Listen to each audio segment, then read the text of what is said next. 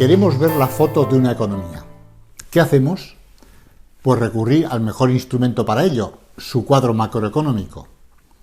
Por lo tanto, en este vídeo pretendemos, primero, conocer con criterio riguroso el significado económico de los elementos que lo componen: producto, consumo, inversión, renta, etc.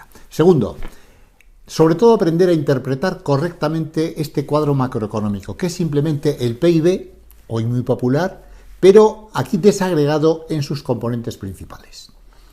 Esta es una buena forma de poner la lupa en esa hipotética foto de una economía. En tercer lugar, este es un vídeo largo, el más largo y denso, pero en compensación, al final de este tema, cualquier alumno que lo haya estudiado con detenimiento estará preparado para poder analizar por sí mismo y con suficiente solvencia los datos básicos macroeconómicos de cualquier país, disponiendo así de un diagnóstico propio e independiente sobre su economía. Eso es precisamente lo que pretendíamos con este curso. Estamos viendo la economía en su conjunto. He aquí la secuencia dentro de nuestro programa. En el módulo 1 veíamos un panorama general de la economía. Estuvimos viendo el vídeo 3, donde analizamos el flujo circular de la renta y el programa del curso que salía directamente de este flujo.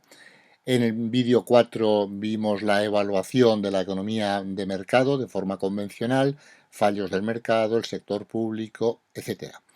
En este módulo 2 vamos a ver la medición resumida de esta economía en su conjunto a través del sistema de cuentas nacionales. Vamos a ver los agregados básicos: producto, renta y gasto. Nos detendremos en el producto nacional y el cuadro macroeconómico, su estructura, cómo se interpreta, los usos y los problemas derivados de su utilización. En este vídeo nos vamos a centrar fundamentalmente en esta parte, pero más adelante, en los vídeos siguientes, seguimos con el módulo 2, viendo la función de consumo y la distribución de la renta. Vamos a ver la producción en la economía, el producto nacional y las cuentas nacionales. Los llamados sistemas de cuentas nacionales, desarrollados en las últimas décadas, han supuesto una de las contribuciones más importantes para el conocimiento de la economía y para el diseño de las correspondientes políticas económicas. Así se ha reconocido al conceder el Premio Nobel de Economía de 1971 a Simon Kuznets, su creador en su momento de las cuentas nacionales. Piénsese que en la época de la Gran Depresión de los años 30 no existían todavía estos sistemas de cuentas que hubieran permitido un mejor conocimiento de la realidad económica del momento. En su lugar había simplemente distintas estadísticas de producción de cada uno de los sectores, pero solo se podía tener una visión rudimentaria sin la integración de las tres visiones propias de la actual contabilidad nacional: la oferta, la demanda y las rentas. Se institucionaliza en la conferencia de Bretton Woods en el año 1944 y en Estados Unidos se comenzó a publicar el PIB para el año 1947. Y en España para 1967.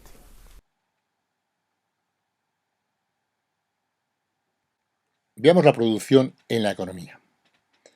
La actividad económica requiere los tres factores clásicos de producción: el trabajo, el capital, es decir, el utillaje, el equipamiento en cada caso, y la tierra o el espacio físico.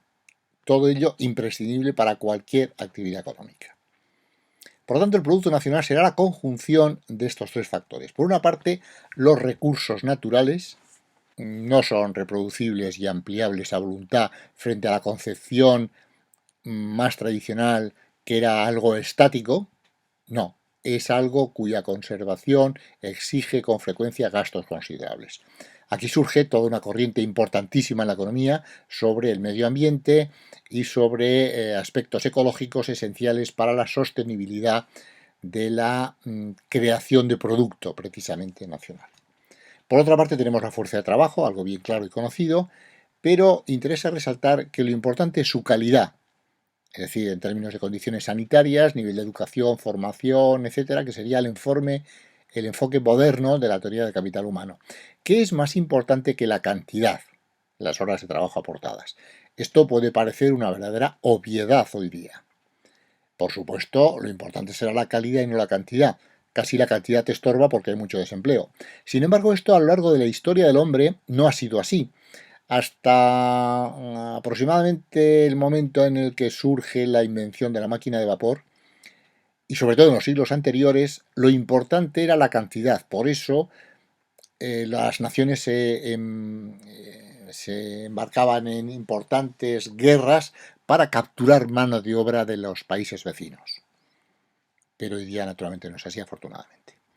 Por otro lado, tenemos el capital productivo, que lo podríamos definir como el conjunto de medios de producción producidos y que reviste dos modalidades. Por una parte, el capital fijo, es decir, el equipamiento, utillaje, maquinaria, instalaciones, plantas. Su vida útil se extiende a una pluralidad de periodos en el proceso de producción frente a la materia prima que se extingue dentro del proceso. Y además existe otra modalidad de capital productivo que sería el capital en existencias. Insistimos en ello porque esto tiene una más difícil comprensión. Podemos pensar, ¿por qué cuando resulta que aumentan los stocks, este sería el capital en existencias, los inventarios, los stocks de los empresarios en sus almacenes, se considera que eso es capital, que eso es inversión, cuando realmente han aumentado los stocks simplemente porque no lo retiraba la demanda, porque la situación era mala? Bueno, pues realmente será un stock no planeado, pero realmente la economía en su conjunto sí ha invertido en existencias. Esto tendrá su importancia a la hora de interpretar algunos epígrafes del cuadro macroeconómico para analizar la situación de la economía en cada momento.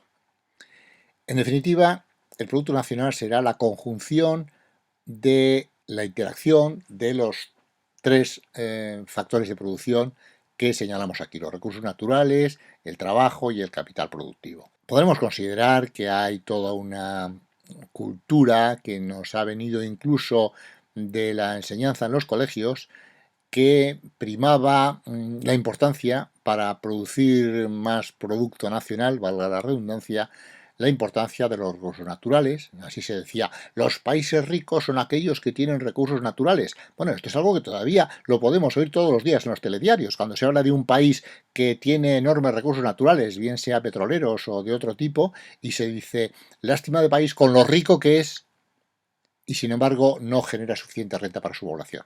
Bueno, ¿por qué decimos que es rico el que tiene recursos naturales? Vamos a ver un poco los criterios para ver los países que pueden considerarse más productivos o menos productivos. La fuerza de trabajo es evidente que es muy relevante, la cualificación de esa fuerza de trabajo, los niveles de educación, esto es algo de importancia creciente en estos momentos, y también se ha hablado del capital productivo. Pero claro, esto es todo muy relativo. El capital productivo, es decir, el conjunto de instalaciones y de fábricas, por ejemplo, Alemania en la Segunda Guerra Mundial fue virtualmente destruida, todas sus fábricas fueron destruidas. Sin embargo, en muy pocos años, bien es cierto que con ayuda exterior y tal, pero en poco tiempo reconstruyó sus fábricas incluso con una tecnología mucho más avanzada. ¿Por qué? Porque las fábricas, los planos estaban en las cabezas de sus ingenieros. Por lo tanto, seamos muy prudentes a la hora de primar uno u otro factor de producción.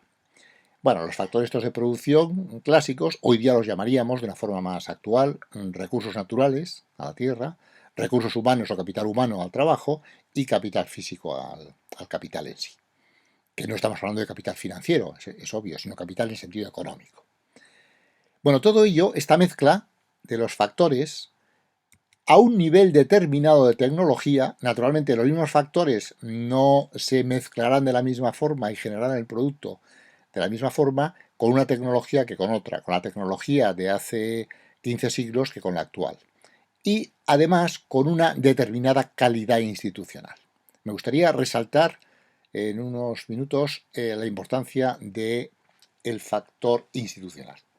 Una de las preguntas básicas que se topa cualquier persona que se asoma a la economía es: ¿de qué depende la riqueza de las naciones? Esto de riqueza lo estoy diciendo estrictamente con la terminología de Adam Smith, que como sabemos se considera el padre de la economía más académica, ¿no? Lo que pasa es que él no llamó al libro La riqueza de las naciones, sino una investigación sobre la naturaleza y causas de la riqueza de las naciones. Hoy día, esto fue el año 1776, hoy día se acaba de publicar hace pocos años otro libro que también se cuestiona lo mismo, y es ¿cuáles son los orígenes del poder, la prosperidad y la pobreza? Es la gran pregunta que se hace la humanidad. ¿Por qué fracasan los países? ¿Por qué unos son ricos y otros son pobres? ¿Por qué unos no pueden ni siquiera alimentar a su población y otros, en cambio, nadan en la abundancia? Bueno, pues esto es clave el papel hoy día que se da a la calidad institucional. Esto de la calidad institucional, las instituciones, son simplemente las reglas de juego de una sociedad. El premio Nobel de Economía Douglas North en 1993, le dieron el premio, es el fundador de la escuela llamada Nueva Economía Institucional, pone énfasis en los aspectos de las instituciones, que son simplemente las reglas de juego de una sociedad. En economía es un concepto genérico, la forma en que se relacionan los seres humanos de una determinada sociedad o colectivo buscando el mayor beneficio para el grupo. Por tanto, hay reglas formales, que serían las de carácter normativo y legal, la Constitución, las leyes, los reglamentos, etcétera, y esto es lo que cabría esperar. No es cuestión de tener mejores reglas, mejores legislaciones formales, aunque son muy importantes y destacan dentro de estas las que avalan la seguridad jurídica, es decir, los organismos reguladores, el sistema judicial, etcétera, sino que hay que poner énfasis en las reglas informales, es decir, los hábitos y costumbres del colectivo que señalan el grado de cumplimiento de contratos y reglas y normas, también los sesgos de los que han de aplicar las reglas y sus irregularidades.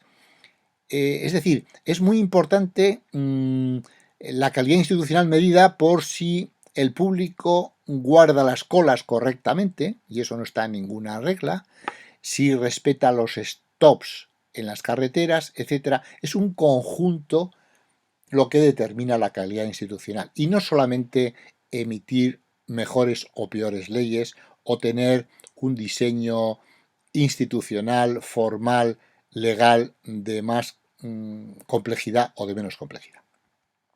Por lo tanto, un enfoque integrador, volviendo al Producto Nacional, consideraría que la producción o el incremento de la producción, la Y mayúscula se usa como renta, producción, etcétera, están en función de los recursos naturales, del capital físico, de la tecnología, de los recursos humanos y de la calidad y estabilidad de las instituciones. Por lo tanto, el Producto Nacional, que ya lo hemos aproximado, tendríamos que definirlo como el valor total de la corriente de bienes y servicios finales generados en una economía por unidad de tiempo. Lo que nos interesa es ver cómo podemos cuantificar todo lo que produce la economía en un momento determinado. Lo que pasa es que la economía produce cosas muy variopintas, que son muy difíciles de medir, porque produce unidades de barcos junto a gramos de la industria farmacéutica, toneladas de cemento, servicios financieros y de educación, es decir, cosas muy variopintas. Por lo tanto, ¿cómo podemos medir todo ese conjunto de cosas y llegamos a esta definición?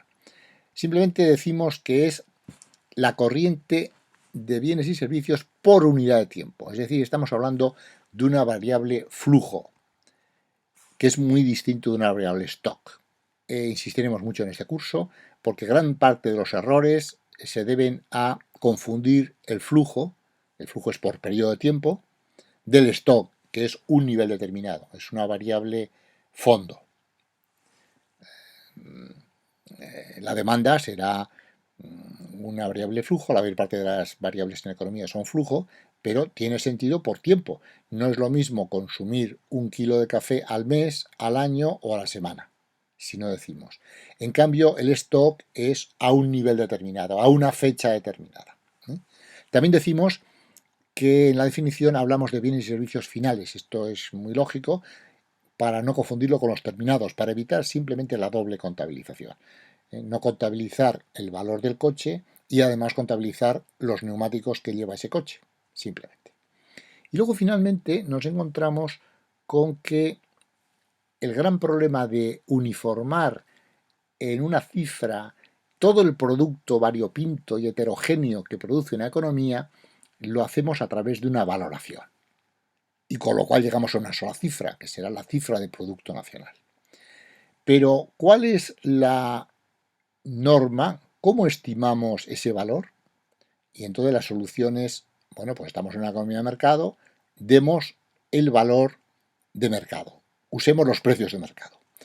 Esto que parece una solución brillante, y una solución que nos da la fórmula ideal para llegar a una cifra de producto, sin embargo, es una de las fuentes más importantes de problemas en la utilización del Producto Nacional como lo veremos. Por muchas razones, porque hay muchas cosas que se producen y que no tienen precios de mercado, porque el precio de mercado, ¿por qué tiene que significar la contribución de ese sector o de ese producto al Producto Nacional? Quiero decir, si en un momento determinado aumentan los precios de los tomates, querría decir que ha aumentado el Producto Nacional.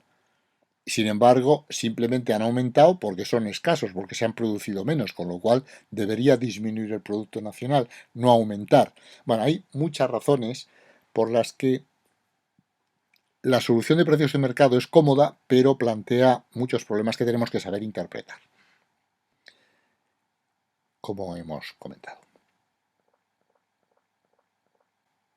Tenemos ya el Producto Nacional. Vamos a proceder a su desmenuzamiento y le iremos dando distintos apellidos. Bueno, todo lo que se produce en la economía solamente son dos cosas. O bien productos de consumo o bien productos de inversión. Recordemos que estamos en macroeconomía que trabaja con una gran simplificación. Por lo tanto, solo se producen productos de consumo o productos de inversión. Los productos de consumo son aquellos destinados a satisfacer las necesidades corrientes de la población, como alimentación, vestido, calzado, etc. Por su parte, los productos de inversión son aquellos destinados o bien a mantener, ahora lo explicaremos mejor, o bien a ampliar incluso la capacidad productiva del país.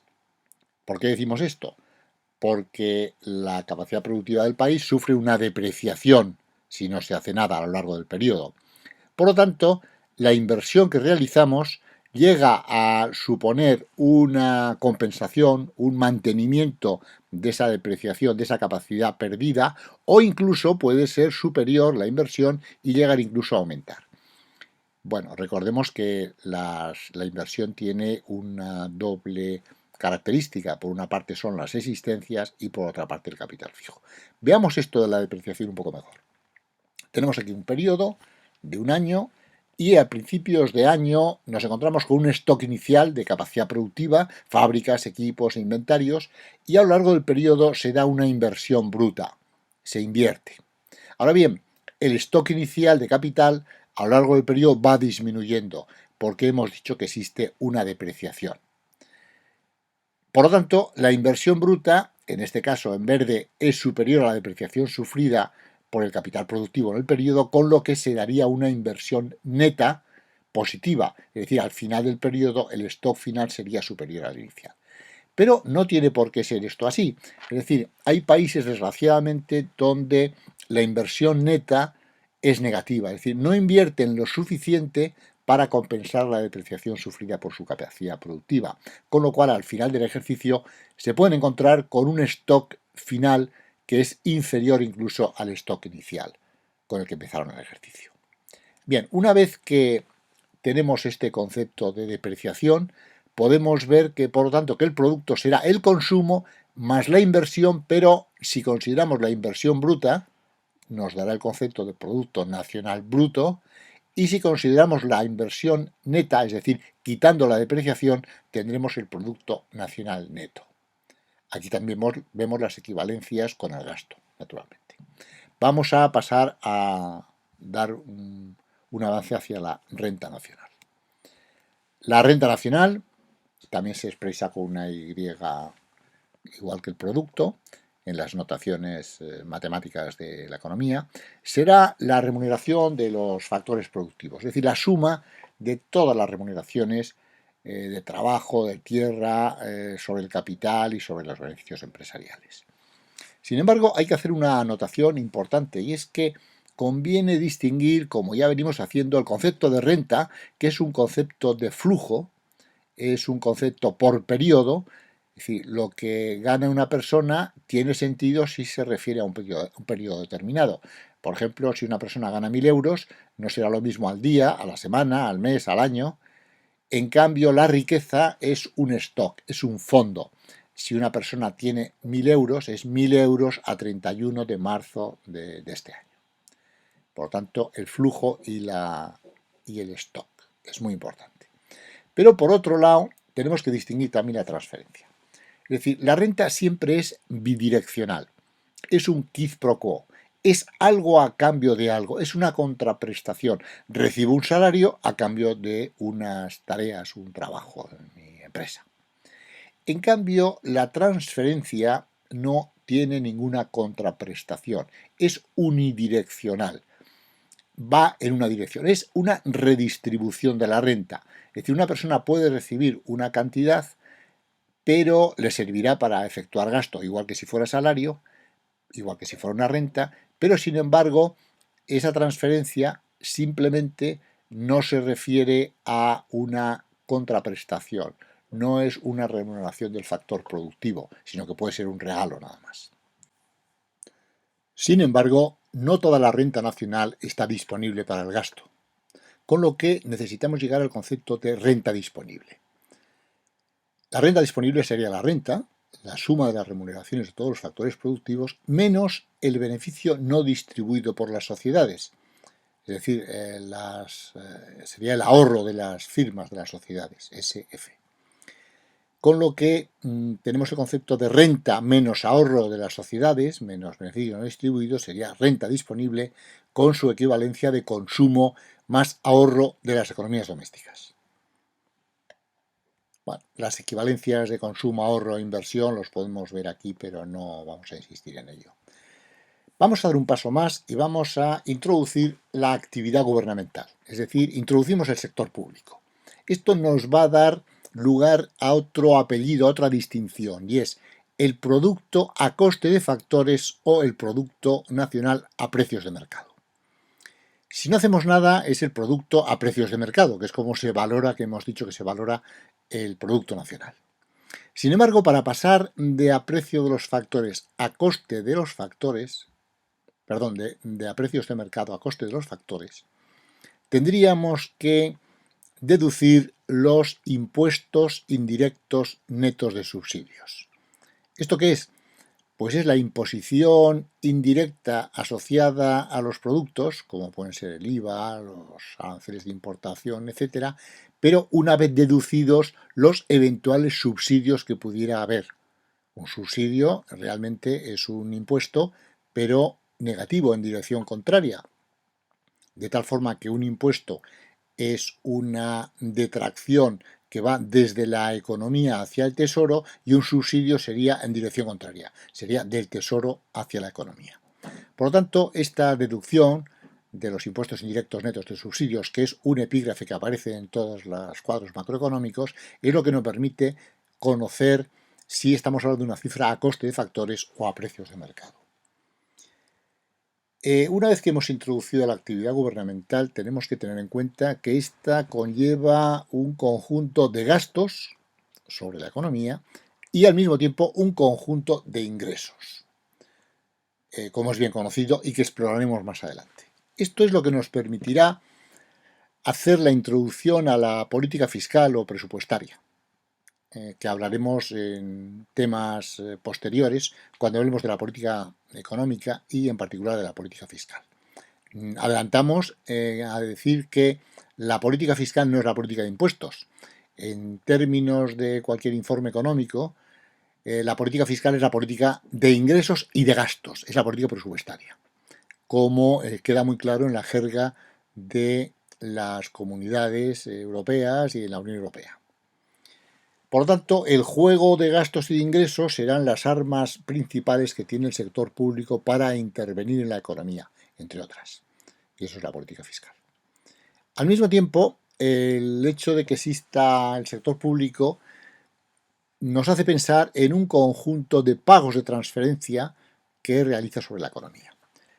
No serían rentas, serían simples redistribuciones de renta. Lo más importantes pues, son las diferentes subvenciones que se realizan sobre áreas geográficas, sobre sectores de población, sobre sectores económicos, etc. Otro aspecto importante serían los intereses de la deuda pública, que son importantes en estos momentos, dado el endeudamiento que tienen las economías y especialmente la española, que de forma inédita tiene una deuda muy elevada, como veremos en su momento, y convendría dar una pincelada sobre los sistemas de seguridad social. La seguridad social, en cuanto a las prestaciones económicas, nos estamos refiriendo a lo que es genuinamente la seguridad social, no las prestaciones sanitarias que están fuera de la seguridad social, en España desde hace muchos años. Entonces, la seguridad social conlleva unas actividades que no son renta, son transferencia. Esto es muy importante en los sistemas de reparto, como los que tenemos en Europa y en particular en España, puesto que lo que recibe un pensionista, esa pensión, no es una contraprestación, no es una renta, no es lo que él cotizó en su día que ahora se lo dan, como si fuera un sistema de capitalización, sino simplemente es una redistribución de renta desde las personas que cotizan en este momento y les llega a las personas que causan el derecho a la pensión. El hecho de que sean pagos de transferencia es lo que fundamenta que sea un mecanismo de solidaridad intergeneracional. Pasemos a la economía abierta. Existen relaciones económicas con el resto del mundo en todos los países. Esto da lugar a que una parte de la producción del Producto Nacional vaya destinado a satisfacer las demandas internas de otros países, puesto que hay exportaciones. Y al mismo tiempo, una parte de la demanda nacional es atendida no solo por el Producto Nacional, sino por el Producto Nacional de otros países, puesto que hay importaciones. Vamos a ver, por lo tanto, los apellidos de Producto Interior Bruto y Producto Nacional Bruto. Interior y nacional. El Producto Interior Bruto es muy sencillo, es aquel que se genera dentro de las fronteras económicas del país.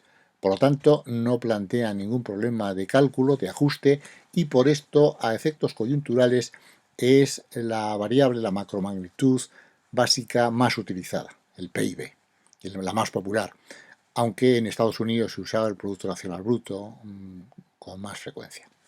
Por lo tanto, el Producto Interior es lo que se produce dentro del país. Y el Producto Nacional Bruto es el interior, el PIB, más la renta de los factores nacionales en el extranjero y menos la renta de los factores extranjeros dentro del país.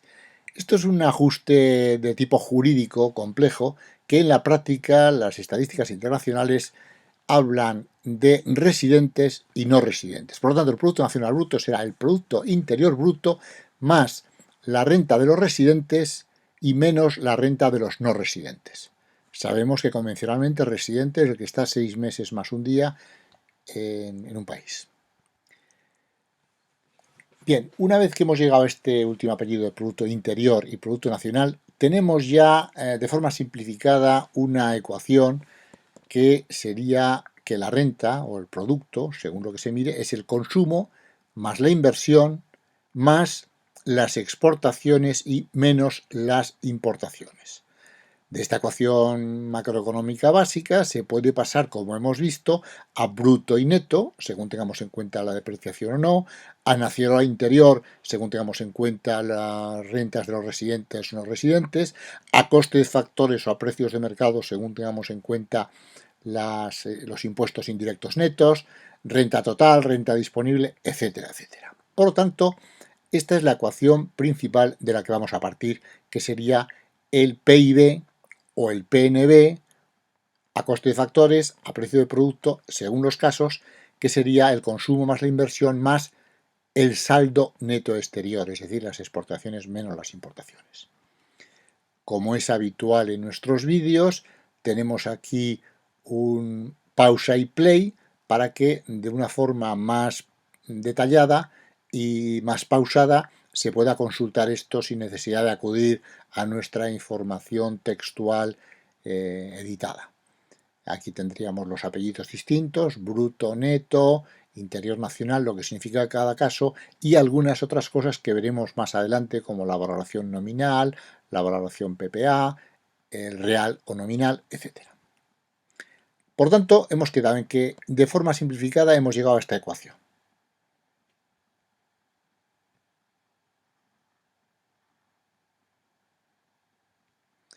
Esta ecuación, por lo tanto, básica, es lo que llamamos el cuadro macroeconómico, visto desde el lado de la demanda, porque veremos que se puede ver desde otros lados.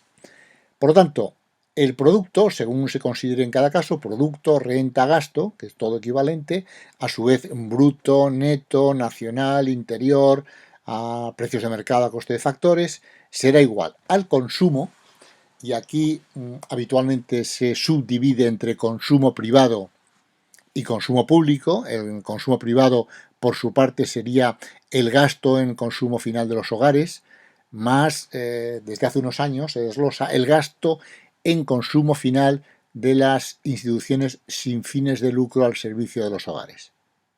Bueno, pues las ONG, sindicatos, etc., ¿no? Por otro lado, la inversión, como hemos visto, reviste dos modalidades: la formación bruta de capital fijo, también llamada inversión fija, y la variación de existencias. El capital fijo, a su vez, se suele desglosar, y esto será muy interesante a efectos de análisis de la estructura de la economía en ese momento de un país, pues bienes de equipo, construcción y otros productos. Hay muchos más desgloses, por supuesto. Por ejemplo, en el caso español es muy interesante observar la evolución del epígrafe de construcción. Y luego finalmente tenemos en cuenta el saldo neto exterior, las exportaciones y las importaciones. Todo ello nos da lo que es la demanda interna, que sería la inversión más el consumo, y el saldo neto exterior. Es importante destacar cómo se restan las importaciones, como es natural, puesto que si no, nos encontraríamos con el absurdo de que a medida que aumentan las importaciones, crecería cada vez más el Producto Nacional. Hay una forma que vamos a explorar, y es el cuadro macroeconómico visto desde los tres lados, con las tres visiones. La visión que hemos descrito, que sería la demanda o gasto, con unas cifras determinadas que son datos reales de un año determinado. No nos interesa aquí ahora analizar los datos, simplemente que tengamos en cuenta cómo toda la demanda nacional, desde el lado del gasto o desde el lado de la demanda sería el consumo más la inversión. Fijémonos que el consumo en porcentaje, viendo la estructura, el consumo final representa nada menos que 3/4 partes aproximadamente de una economía. Esto es habitual en el patrón de estructura de los países occidentales en estos momentos. Y aquí tenemos, en este caso, el saldo neto exterior, que, si nos fijamos, es negativo en este caso. Es decir, hay una aportación negativa. Por otro lado, tenemos la visión de la oferta, es ver el producto por otro lado, verlo como ramas de actividad, ver el valor añadido de los distintos sectores, y llegaríamos a una misma cifra. La cifra es exactamente la misma, 980,9 miles de millones de lo que sea en cada caso. Lo mismo que teníamos antes. Lo único que, como estamos hablando de producto bruto, ya sabemos que bruto significa que no hemos deducido la depreciación. Y como hablamos de precios de mercado, tenemos que sumar los impuestos netos sobre los productos. Porque si no lo sumamos, tendríamos el PIB a el coste de los factores, como ya hemos visto. Y finalmente tenemos otra tercera visión, que sería desde el lado de la distribución, es decir, desde el lado de las rentas, que sería ver la remuneración de los factores. La remuneración de asalariados, el excedente bruto de explotación y los impuestos netos sobre productos e importaciones, como venimos diciendo. Con lo cual tenemos aquí también 980,9. La cifra es la misma, pero vista desde tres lados distintos. Todo esto lo podemos ver de forma muy ilustrativa a través de este cubo que hemos construido. Aquí tendríamos el PIB con una cifra concreta, única, 980-954, y podríamos llegar a ella a través de un desmenuzamiento de distintas caras, a través de la renta, a través del gasto, a través de la producción o a través del valor añadido. La cifra será la misma, pero vista desde distintas ópticas. Por ejemplo, a través de la utilización, el gasto, sería el valor total que venimos diciendo de bienes y servicios, destinados en parte a satisfacer las necesidades corrientes de la población, que sería el consumo, y en parte a mantener y ampliar el capital productivo de la economía, que sería la inversión. Por tanto, tenemos aquí el consumo final, el gasto de la formación bruta de capital o inversión, que incluye la variación de existencias, como sabemos, y el saldo neto exterior, y llegamos a la misma cifra. Otra forma, otro ángulo, sería verlo como distribución de la renta. Es decir, la suma de todas las rentas generadas a favor de los poseedores de los factores de producción. El total de las remuneraciones de los factores productivos, es decir, la remuneración de los asalariados, el excedente de explotación bruto y los impuestos netos sobre la producción y la importación. Recordemos que esto hay que añadirlo para pasarlo a precios de mercado, porque si no lo tendríamos al coste de factores, y estamos hablando del PIB a precios de mercado, como se ve claramente. Otro ángulo sería como producción, como generación del producto. El valor total de la corriente de bienes y servicios finales que se generan por unidad de tiempo distribuidos por los distintos sectores productivos. De nuevo, como vemos, se añaden los impuestos netos sobre productos, puesto que estamos hablando del PIB a precios de mercado.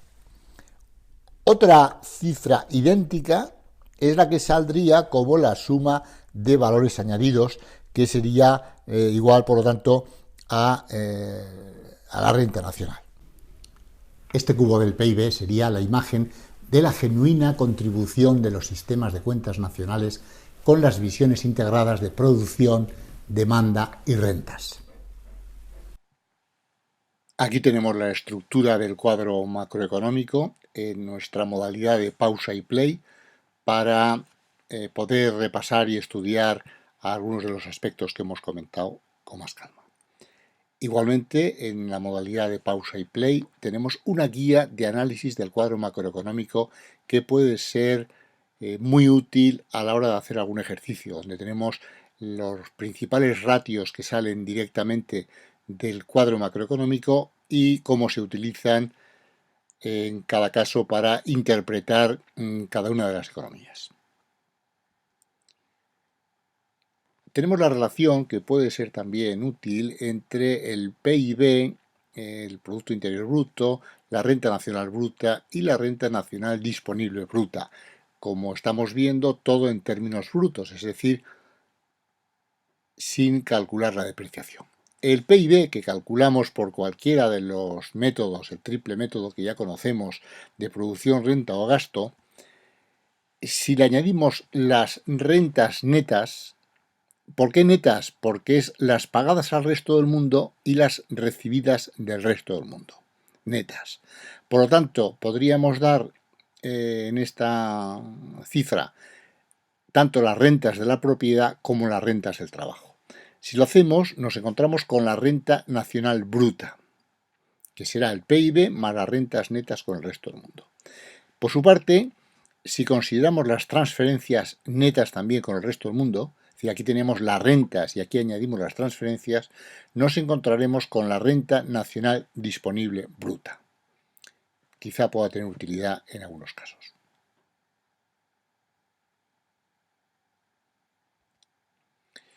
Los usos del PIB sirven para dos grandes utilizaciones.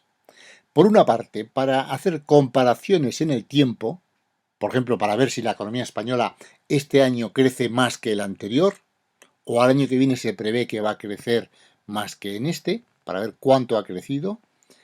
Por lo tanto, comparaciones intertemporales. Y por otro lado, para hacer comparaciones en el espacio. Por ejemplo, ¿cuál es el tamaño de la economía francesa comparada con la economía española? Son utilizaciones claras del PIB, en el tiempo y en el espacio. Sin embargo, cada una de ellas nos plantea una serie de problemas que vamos a deslindar para que seamos cuidadosos en su utilización.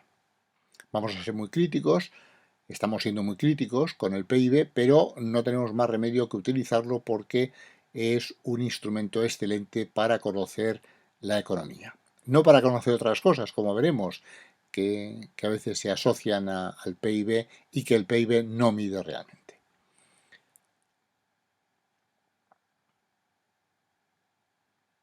Veamos las comparaciones en el tiempo. Nos encontramos con que en un país concreto hay una variación del PIB de un año respecto a otro. De tal forma que en estas cifras que tenemos delante observamos que ha crecido un 3,4%.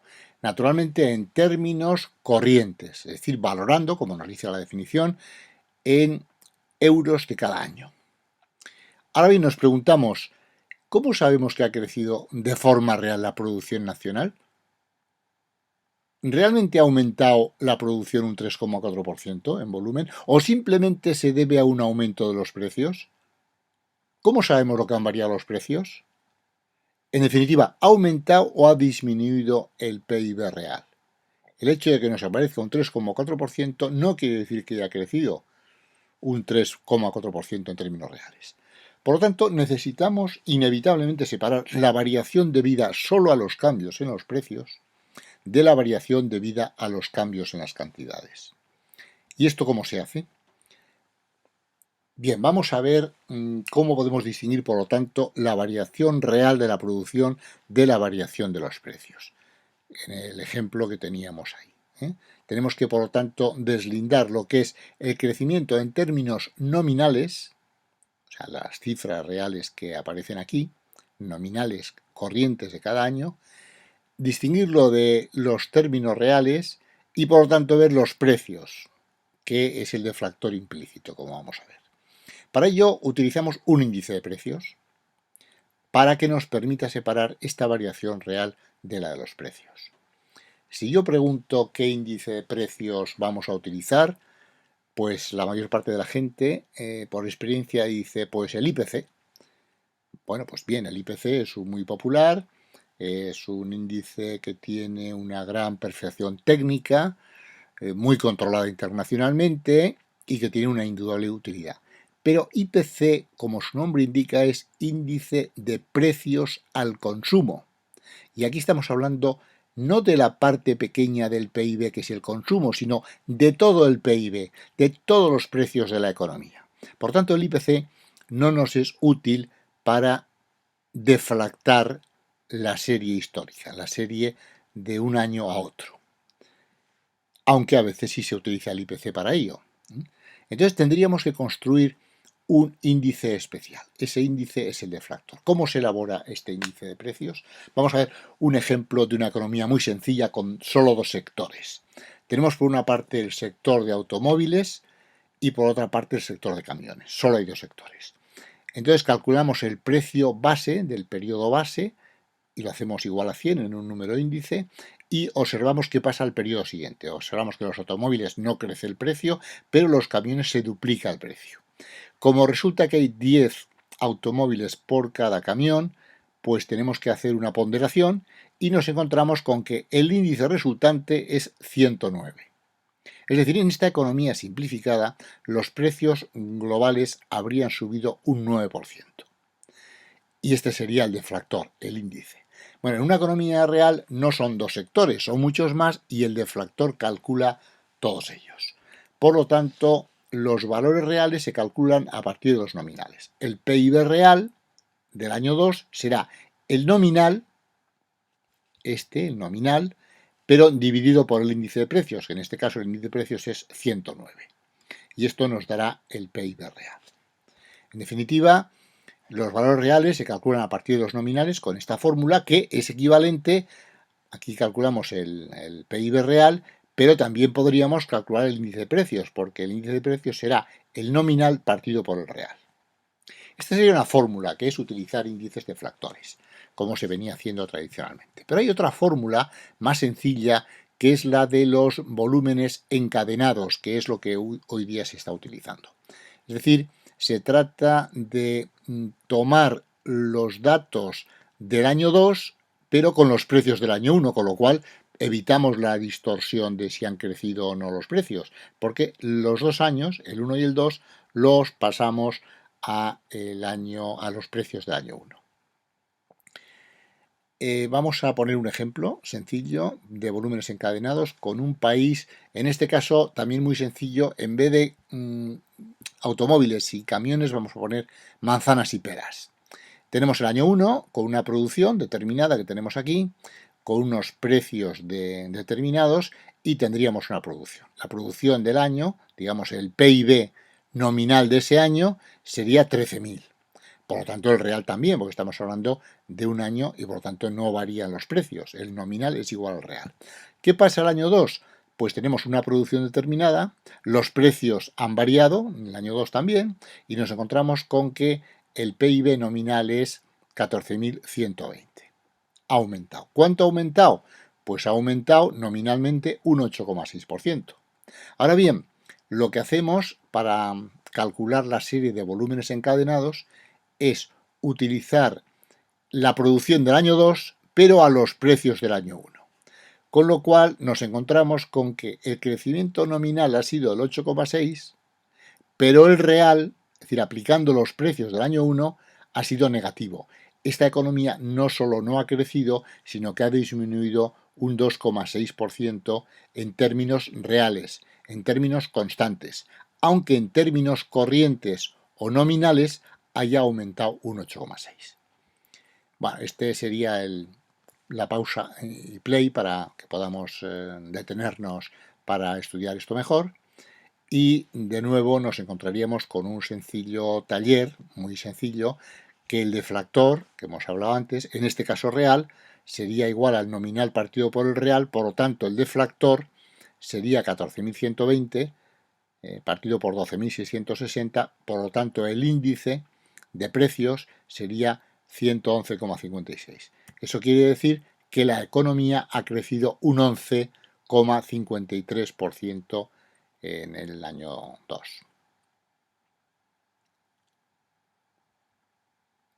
Aquí tendríamos un caso también de pausa y play para que lo miremos con detalle. Simplemente es observar, comparando en el tiempo, la evolución del PIB español desde el año 2007. Por lo tanto, las tasas de variación intertrimestral las tenemos aquí y aquí estamos hablando de un volumen encadenado con una referencia del año 2010. Por lo tanto, en términos reales no afectan los precios, sino que lo tenemos en términos constantes del año 2010.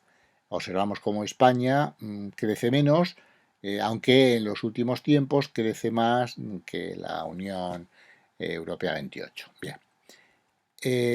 Si miramos también otro ejemplo de volumen encadenado, tendríamos aquí precios a precios de mercado, el PIB y los distintos componentes que ya conocemos. Esto es un pause y play para que lo miremos con cierta calma y de nuevo tendríamos aquí un desglose, esto sería la estadística, pero ya a estas alturas conocemos perfectamente que esto sería el consumo, que esto sería la inversión, que se llama formación bruta de capital fijo con un desglose, todo ello sería la demanda nacional y el saldo exterior sería todo esto y al final tendríamos el Producto Interior Bruto a precios de mercado. Por lo tanto, aquí vemos cómo en el año 2014 el índice sería 96,1, es decir, sería un índice menor que la base del año 2010 que era 100 y el año 2015 nos encontramos que casi llega al valor que tenía, los índices que tenía el 2010, que era 100. Bueno, otro pausa y play, pero en este caso por el lado de la oferta. Lo mismo. Por el lado de la oferta es ver las distintas actividades desglosadas y el PIB a precios de mercado también. Se puede hacer un pequeño taller, por ejemplo, qué tasa de crecimiento real ha tenido la economía en un año respecto a otro. Entonces simplemente es calcular la variación que han tenido los índices en ese caso. Bueno, aquí tendríamos la estructura sectorial del PIB español, como simple ejemplo, donde vemos que la parte más importante son los servicios, que es un 68%, muy importante, y aquí tendríamos una evolución histórica muy larga desde los años 70, desde el año 70, donde se ven claramente las 6 recesiones que ha habido en ese momento. Naturalmente la más profunda ha sido la recesión actual. Hubo un pequeño repunte de brotes verdes, como veíamos en el año 2010, se llamó brotes verdes, efectivamente, pero finalmente volvió a haber otra caída importante en esta larga recesión de estos años.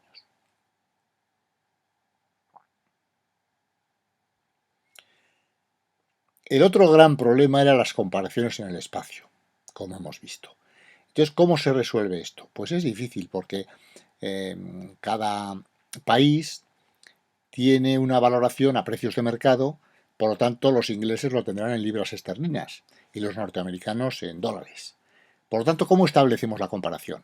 ¿Utilizamos simplemente el tipo de cambio? No, el tipo de cambio no es significativo de la comparación de países. Bastaría con que hubiera una devaluación una noche del 5% de la libra respecto al euro o del dólar, y eso no significa que el PIB del Reino Unido haya bajado el 5% esa noche. Por lo tanto, no es correcto utilizar los tipos de cambio. Por lo tanto, se utilizan las paridades de poder de compra o patrón de poder de compra que evitan estas distorsiones de los tipos de cambio y también el efecto distorsionador de los distintos niveles de precio. Por lo tanto, convierten las monedas a una divisa común y también eliminan las diferencias de los niveles de precios. Bueno, esto es un pausa y play y se puede mirar con más detenimiento. Aquí tendríamos un ejemplo cotidiano de Eurostat, que es el organismo estadístico de la Unión Europea, que nos habla del año 2013 y el 2014 con valores PPA, con paridad de poder de compra.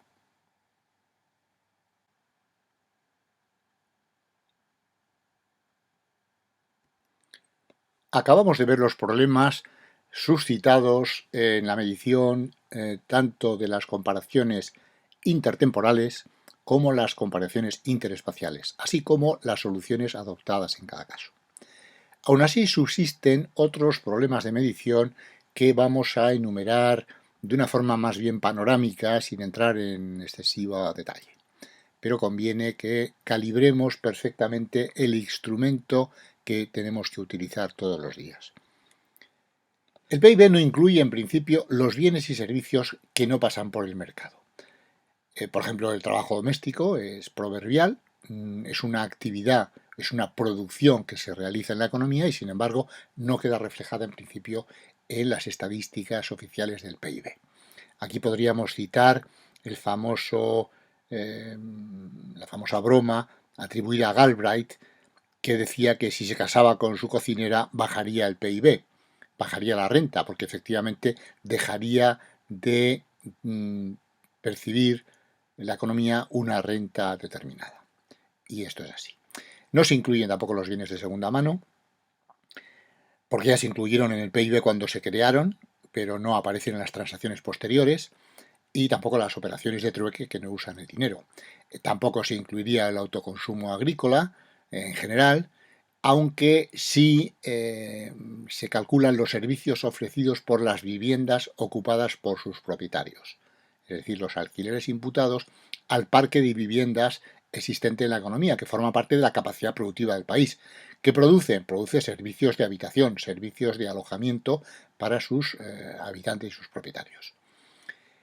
Sin embargo, en las nuevas revisiones, por ejemplo, en la metodología SEC 2010, que es el Sistema Europeo de Cuentas 2010, ya se incorporan estimaciones que no estaban antes incluidas, incluso algunas de actividades ilegales antes omitidas.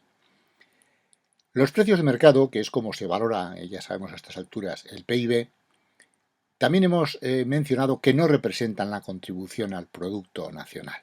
¿Por qué? Porque los precios de mercado se originan en los mercados microeconómicos en función de la oferta y la demanda. Por lo tanto, el que un precio de un producto suba o baje no quiere decir que el producto contribuya más físicamente a la producción nacional o menos.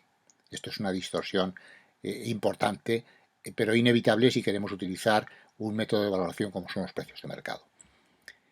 No incluye tampoco aspectos de mejorar o empeorar el nivel de vida. Por ejemplo, si tenemos el caso del ocio, no se contempla en el PIB. Dos países que tengan la misma población exactamente y el mismo PIB, pero uno de ellos consiga ese PIB con un ocio muy importante de sus ciudadanos, trabajando pocas horas, y otro, en cambio, lo haga a través de unas jornadas penosas con unas condiciones mucho más difíciles, pues eso el PIB no lo refleja, evidentemente. No considera tampoco las externalidades de la actividad sobre el medio ambiente, aspecto muy importante que no se le escapa a nadie. Tampoco mide la desigualdad de la renta ni de la riqueza, o sea, ni de los flujos de renta anuales, ni tampoco del stock de riqueza, de patrimonio de sus ciudadanos, un aspecto muy importante para describir la estructura de una economía. Y hay un aspecto muy relevante que a veces se pasa por alto, y es que al ser el PIB un flujo, está desvinculado del stock, por lo tanto no considera el stock de riqueza del que se nutre y que se va agotando para sucesivos flujos de renta. Pensemos, por ejemplo, en países con actividades extractivas, materias primas, aspecto muy importante en Latinoamérica, países petroleros, es decir, obtienen un alto PIB cada año porque obtienen una importante renta, pero se está derivando del agotamiento del stock de riqueza. Por lo tanto, no se contemplan los stocks dentro de los flujos y esto es un problema serio de medición.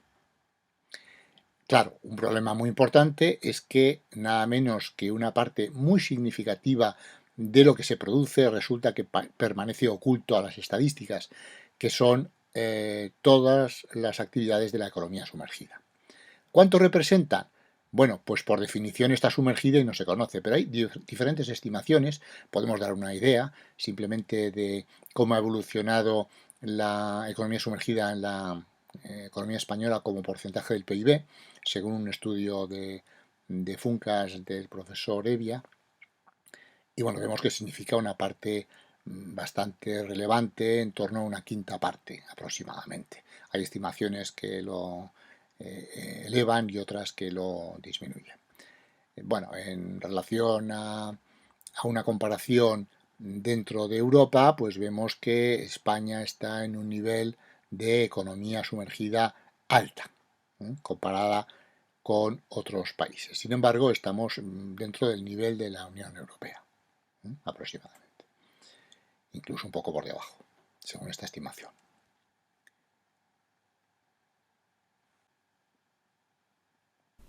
Aunque parezca mentira, todavía proliferan personas que, imbuidas de un mesianismo propio de las personas poco documentadas, arremeten contra el PIB porque, según dicen, no mide bien el bienestar ni tampoco la felicidad. Pues claro que no lo mide, ni lo pretende medir. Es una vieja cuestión resuelta por los economistas hace ya muchas décadas, con ejemplos como el famoso artículo de 1972 de William Nordhaus y James Tobin, este último premio Nobel de Economía, que advierten de las insuficiencias de usar una sola macromagnitud como el PIB. El PIB es lo que es y nada más, es decir, una descripción de la producción total de un país y que ayuda a establecer políticas económicas.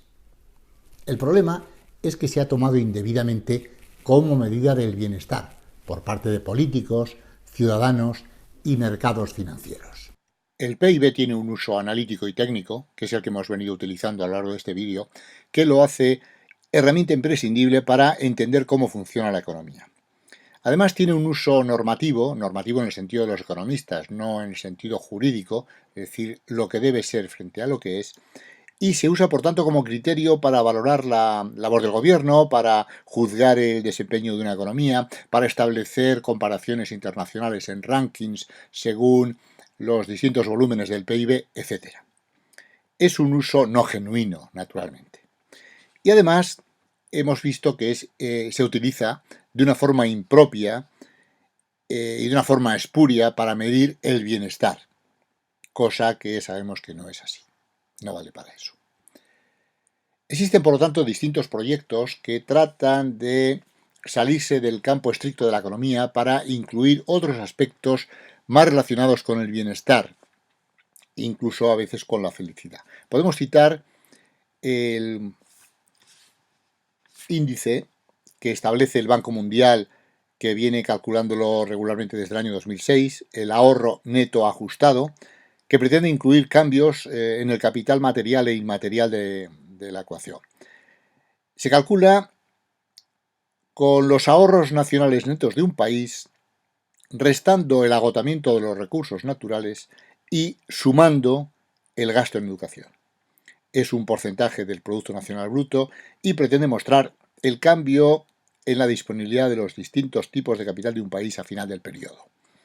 Un cambio positivo indicaría un desarrollo sostenible y un cambio negativo, por el contrario, indicaría un desarrollo no sostenible. Tenemos además un índice muy extendido, muy común ya hoy día, porque se elabora desde el año 1990, que es el Índice de Desarrollo Humano, desarrollado por Amartya Sen, Premio Nobel de Economía, y otros. Enfatiza las condiciones sociales para evaluar el nivel de desarrollo de un país. Además de tener en cuenta los aspectos del PIB, puesto que considera el ingreso per cápita, incluye también expectativas de vida, es decir, esperanza de vida, nivel de educación escolar y otros aspectos relevantes para medir el desarrollo. Pero no mide la sostenibilidad, pues carece de indicadores medioambientales. Aún así, es muy extendido y de mucha utilidad.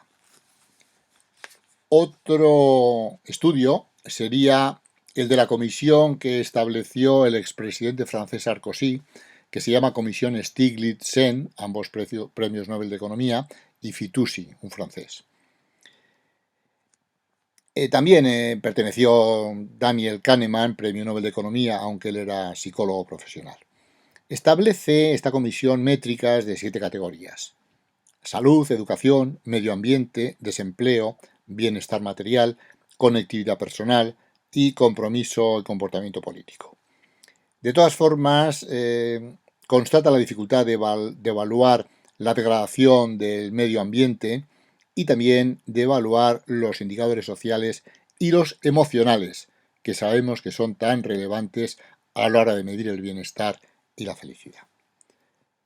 Cada uno tiene una evaluación diferente y es muy interesante el estudio. Tenemos también el SPI, que sería el índice de progreso social. Es una organización sin ánimo de lucro. La idea surge de un grupo de trabajo del World Economic Forum y se basa en 3 grandes dimensiones que luego se subdividen. Las 3 serían las necesidades humanas básicas, los fundamentos de bienestar y las oportunidades. Cada una se subdivide en un conjunto de factores por su parte. Tendríamos también el GPI, el índice de progreso auténtico, que se compone de 26 indicadores, y tenemos también, pues podemos citar el índice de felicidad nacional bruta, basada en el modelo de Bután, el país asiático. He aquí la visión económica de los contenidos del PIB. Si queremos llegar a contemplar el bienestar económico, deberemos excluir cosas del PIB que no significan bienestar, y atender a otras como el ocio, la riqueza, que no estaba en el PIB, pues no es un flujo, y otros fenómenos relacionados con el bienestar económico y con las condiciones de vida. Finalmente, si osamos avanzar hacia el concepto de felicidad, tendríamos que contemplar todo esto y añadir además otras cosas, tarea de la que se ocupa la psicología positiva. Por tanto, los distintos indicadores que hemos mencionado antes tratan de extender la medición del bienestar más allá de los límites de la contabilidad económica, pues aquí vemos que el PIB es solo una parte modesta de todo este entramado que conforma el bienestar y la felicidad de las personas.